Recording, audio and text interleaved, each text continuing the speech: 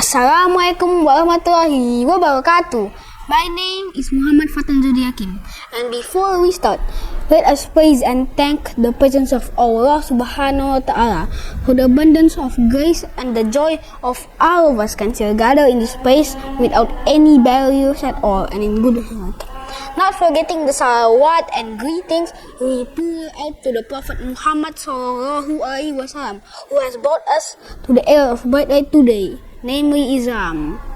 On this occasion, allow me, standing here, to deliver you a couple of sentences speeches that will tell you why our parents are our hero. What is a hero? Is it what we see in the movies? A man in a cape? Well, a good hero may be hard to find, but to me, a hero is someone who is always on your back when you need it, helps you physically and mentally, never lets you down, and makes you happy at miserable times. Now, you may be thinking, who is my hero? Well, my hero are my parents. My parents are the people who raised me since I was a baby until now. Our parents are our guides, our caretakers, and our guardians. They teach us invaluable lessons that we will carry with us for the rest of our lives.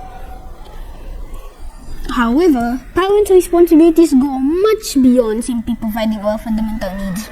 They are essential in developing our character and assisting us in becoming responsible, kind, and prosperous people. Parents have the ability to encourage us through their advice and kindness. A father is someone who provides the family and defends the family. My father is a brave and caring person who taught me how to ride a bicycle, swim, and overcome my fears.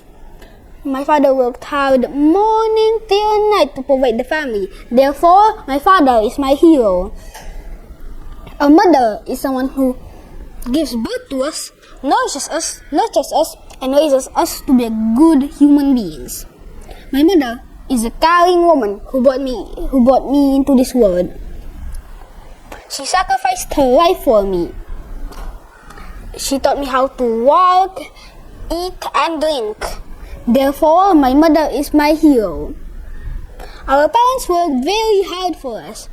They guide you and nurture you since you were born until now. Therefore, we must respect our parents. Well, ladies and gentlemen, this is the end of my speech today. Hope we all can take a good lesson from what I delivered today. I'm sorry if there is any words or behavior that may offend you. Assalamualaikum warahmatullahi wabarakatuh.